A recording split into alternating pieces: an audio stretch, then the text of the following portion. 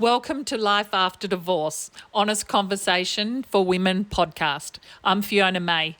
This podcast is for women navigating separation, divorce, or the rebuilding that comes after, especially if you're feeling uncertain, emotionally tied, or questioning who you are now. Divorce changes more than a relationship.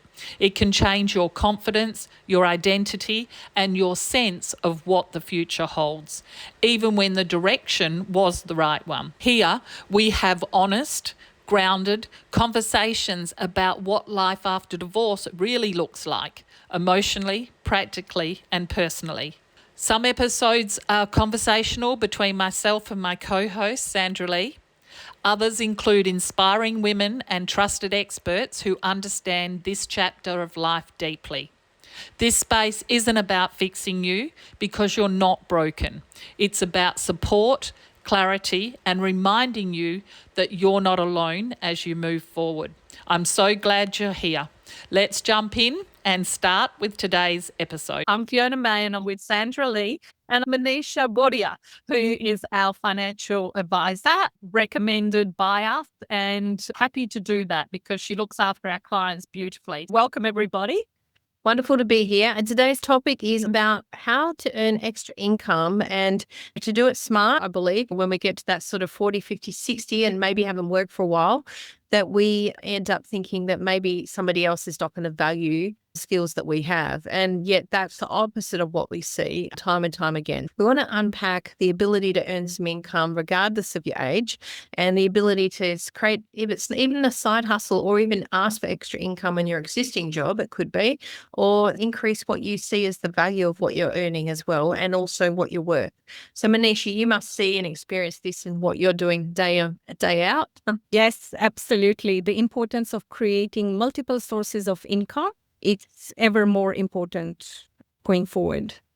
Excellent. What we want for ladies is that they become financially savvy and they become financially secure. And this is something that we've got to take responsibility for, especially after a separation or divorce, or even being widowed. Finding ourselves as a single woman in midlife means that we have to do things that some of us might not have done in the past.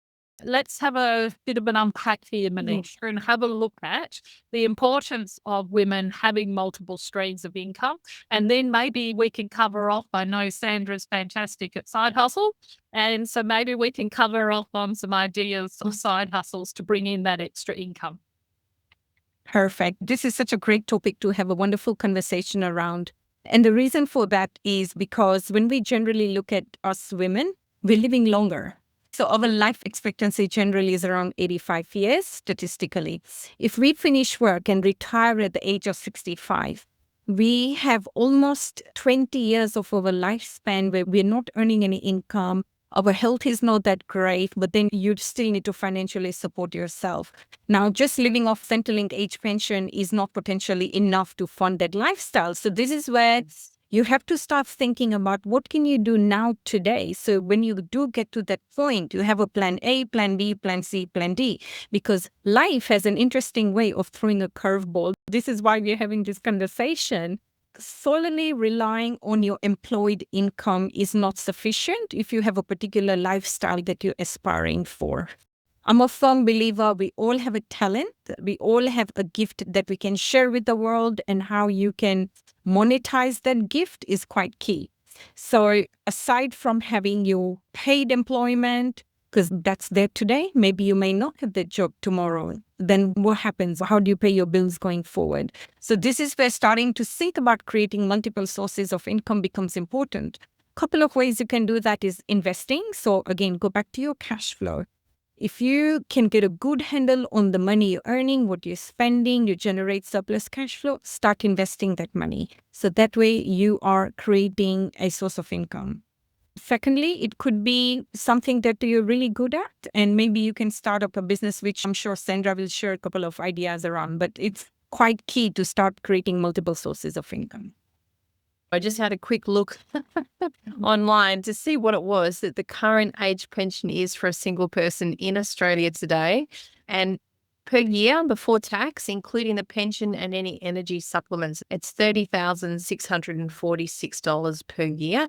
$1,178 per fortnight, which is pretty scary. It's pretty But I scary. think what's even scarier is that the government is not going to be able to continue even paying that amount as we go forward, because Australia didn't set up their pension scheme for people to be retiring and living 30, 40 or 50 years after pension age. So things are going to change, ladies. It is not going to be just a given that you are going to be supported in your old age.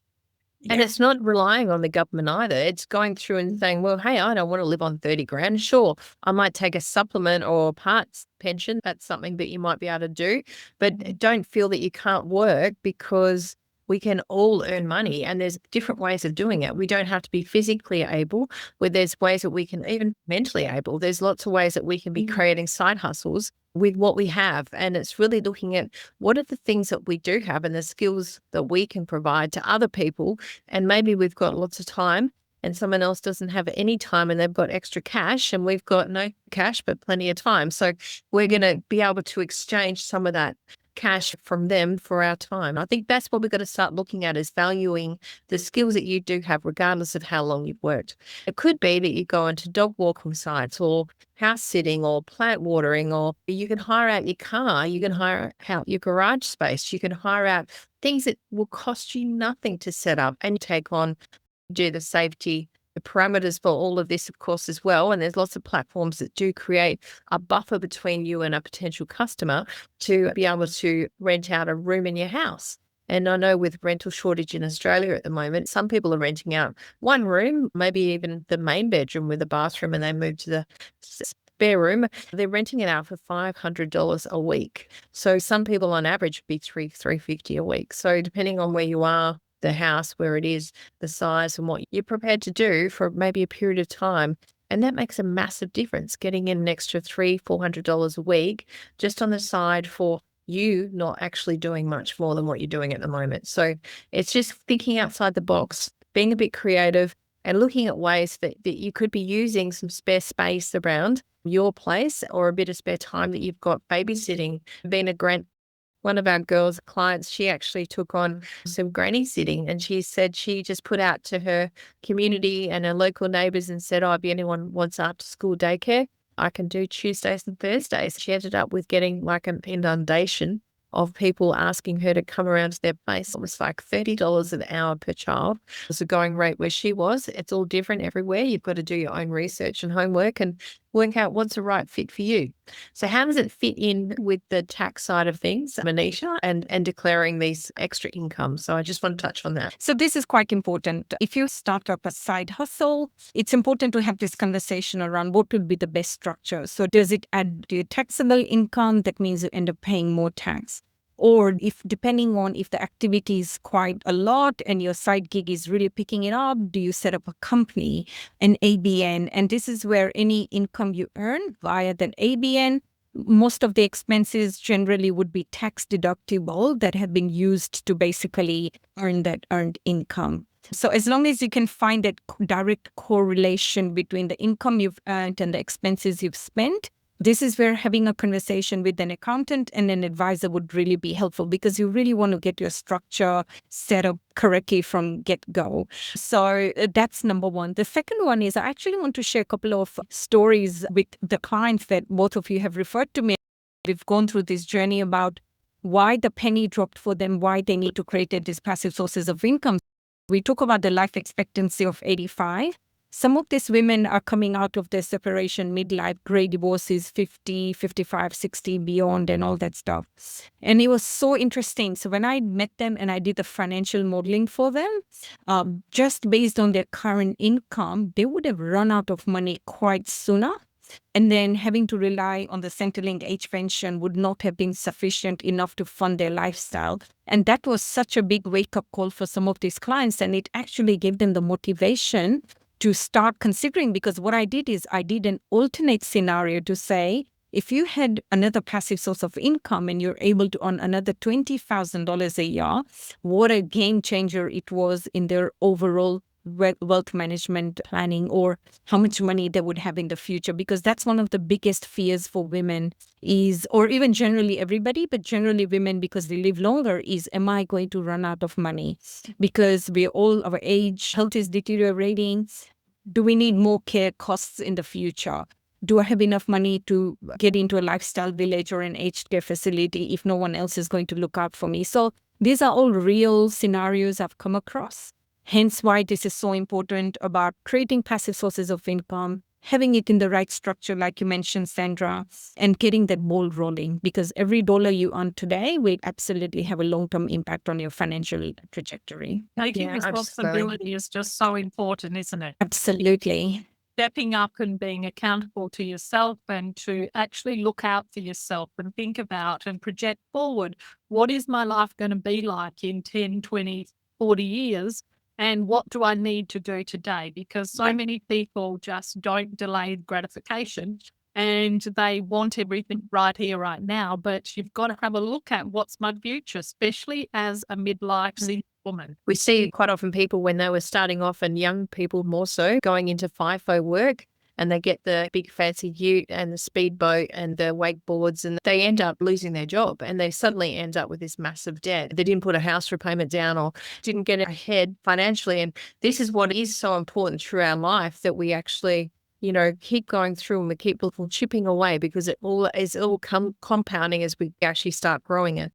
But the big one is it's never too late. Because what happens, and we speak to a lot of women that they have separated and they have gone through their financial settlement and they've ended up with very little in their super or none in their super. So what is it that they could be doing now that could be building their super through these side hustles? This is absolutely, like, again, I go back to the budget cash flow, getting a really good handle on your expenses, because with your income, there's only so much you can control, but you have absolute control over your expenses. And especially if you're starting off with low super balances, working out the cash flow, making extra super contributions into your super, that can help them build that over time. Any passive income they create can contribute some of that into their super. It just helps them accelerate their growth strategy, because time is up our sleeves at the moment. We've got time. So I always say to my clients, as long as you've got time and good health up your sleeves, you can absolutely turn your ship around. But it's a commitment.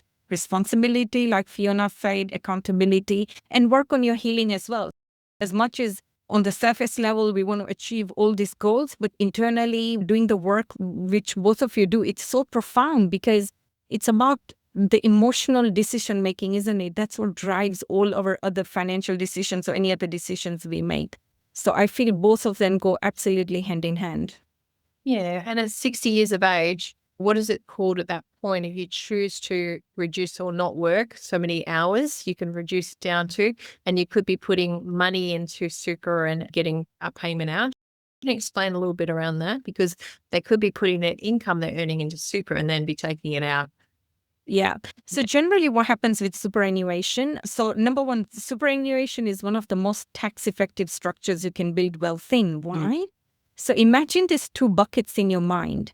You have your accumulation bucket, which is where currently all your super is going in, and you pay about 15% maximum tax within super.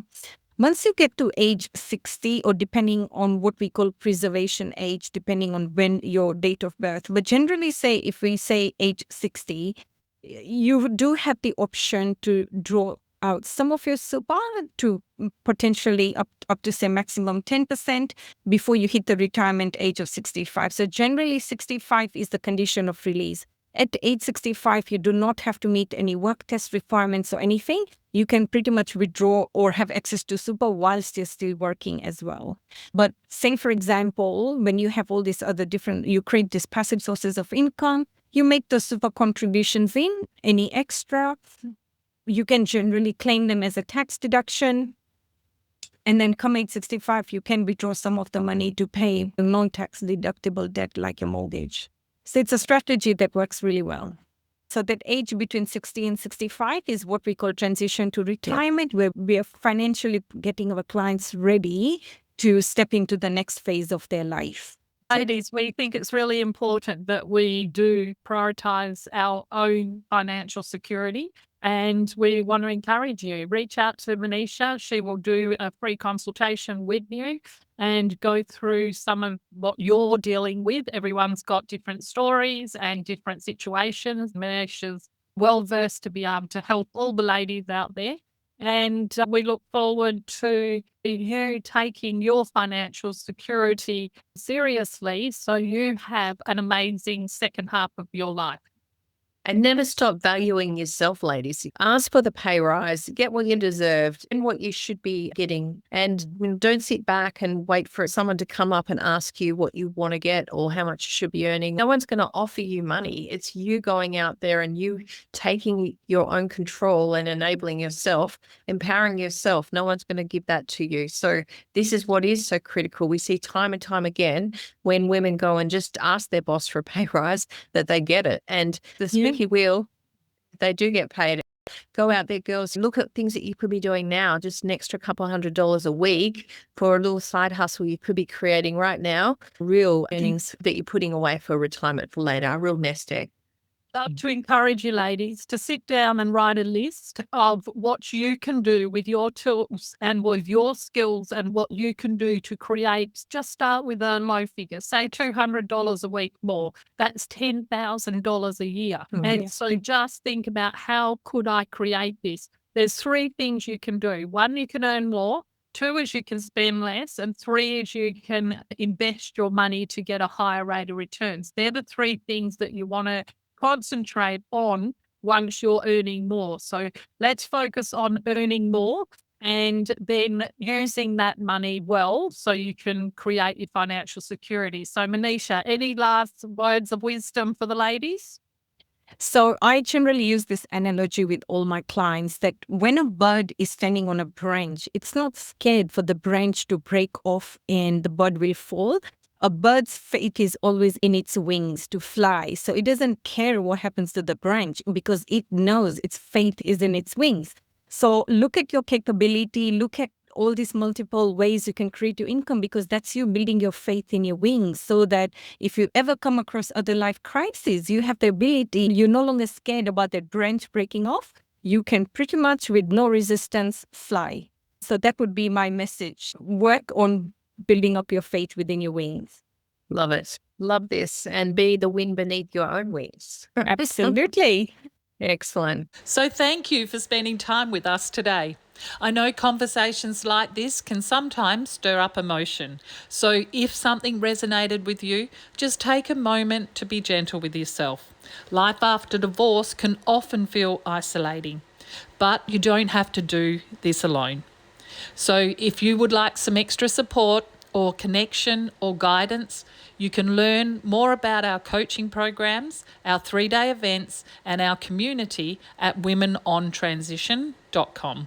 If this episode was helpful, you're more than welcome to subscribe, share it with another woman who might need it, or leave us a positive review. It all helps to make more women be able to find our space. So until next time, remember, you're not broken. This chapter doesn't have to define you. It's simply part of your becoming. See you next time.